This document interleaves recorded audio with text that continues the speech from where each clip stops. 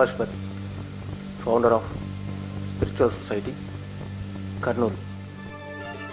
అందరికీ తెలిసిన ఇంకొంచెం బాగా తెలుసుకోవడం అనేది ఎంతైనా అవసరం.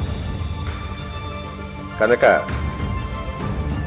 ఈరోజు వారు చెప్పిన భజగోవిందం మనం ఒకసారి పునశ్చరణ చేసుకుందామా? భజ గోవిందం భజ గోవిందం గోవిందం భజ మూఢమతే సంప్రాప్తే సన్నిహిత కాలే నహి నహి రక్షతే తో కృంకరణే భజ గోవిందం. ఆ మంత్రం యొక్క మీనింగ్ ఏంటి అని అడిగారు.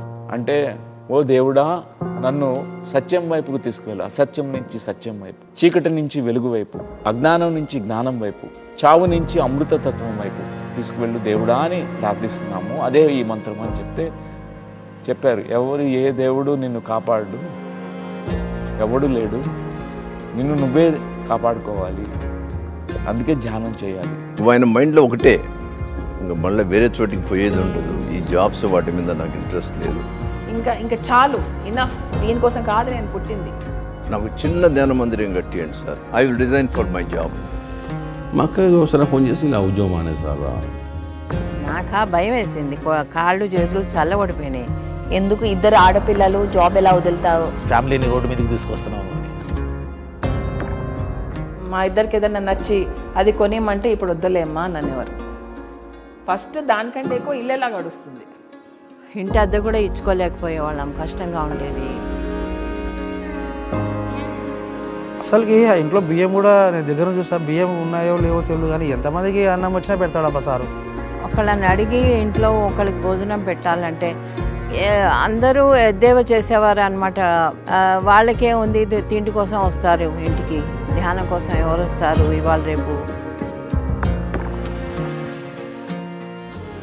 సార్ ఎప్పుడు కానీ ఒకటే ఉంటుంది, ఆయన ఇతరులు బాగుపడిన వాడికంటే ఈయన ఎక్కువ ఎంజాయ్ చేస్తాడు. ఆ ఒక్కడే కూర్చొని ఆ రోడ్డు కనపడితే వాళ్ళందరికీ ధ్యానం చెప్పేవాడు. ఒకసారి స్కూల్కి పోయినాము, వాడు వాచ్మెన్, ఓల్డ్ మ్యాన్, అక్కడే ఆడ కూర్చొని ఇంటి ఆయన కూర్చోబెట్టినాడు. వాడు చెప్పినాడు, సార్ నాకు ఆనందంగా ఉంది సార్. కనపడిన వాళ్ళందరికీ ధ్యానం చెప్పడం అట్లా మొదలైంది. కూరగాయలు అమ్ముకునే వాళ్ళు కూడా అమ్మాయి ఎట్లా కూర్చో, మొత్తం అమ్మితే నీకు ఎంత 100 వస్తే, ఇది 100 వేస్తే ధ్యానం చేసి అట్లా కూర్చోబెట్టిన అలవాట్లు అయ్యి.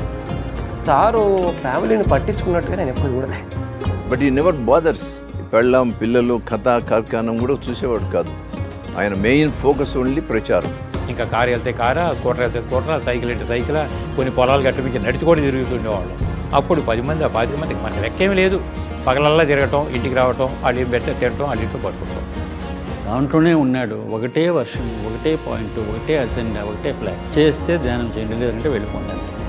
శిష్యుడు అన్న సంబోధన లేదు, ఆర్థికపరమైన లావాదేవీలు లేవు. ఇప్పుడున్నవి కమర్షియల్ వెంచర్స్ రెండే, ఒకటి పాలిటిక్స్, 2 స్పిరిచువాలిటీ. మనకెందుకు రాజకీయాలు అంటే ఇది ధ్యాన ప్రచారం కోసం చేసింది కదా ఇన్ని రోజుల పని. రాజకీయాలకు వచ్చి రాజకీయ లబ్ధి పొందుదామనుకొని చేశారా? నేను what I mean to say is, sir అలా మార్కెటింగ్ స్ట్రాటజీ అనే పేరుతో మనం పాలిటిక్స్లో పెడుతున్నాం, పాలిటిక్స్లో మనం సీఎం అవుతున్నాం. ఎందుకు అట్లా బట్టి మాటలు మాట్లాడాలి? నేను ఒక గ్రాండ్ మాస్టరు అనను, తండ్రి అనను. ఎస్, యాజ్ అ ఫాదర్ ఆయన మాకు సెక్యూరిటీ ఇవ్వాలి, కానీ సెక్యూరిటీ ఇవ్వలేదు.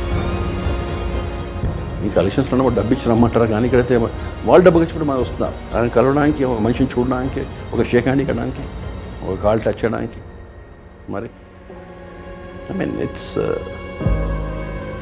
సంథింగ్, అంటే ఇది ఒక మాటల్లో చెప్పే అచీవ్మెంట్ కాదు. నా కుటుంబం కాకుండా పోయింది. పిరమిడ్ మాస్టర్ కుటుంబమే నా కుటుంబం. నా కుటుంబంలో అందరూ శాకాహారులే, అహింసాపరులే, అందరూ ధ్యానులే, అందరూ యోగులే. అలాంటి వాడితోనే ఉండేదే నా కుటుంబం.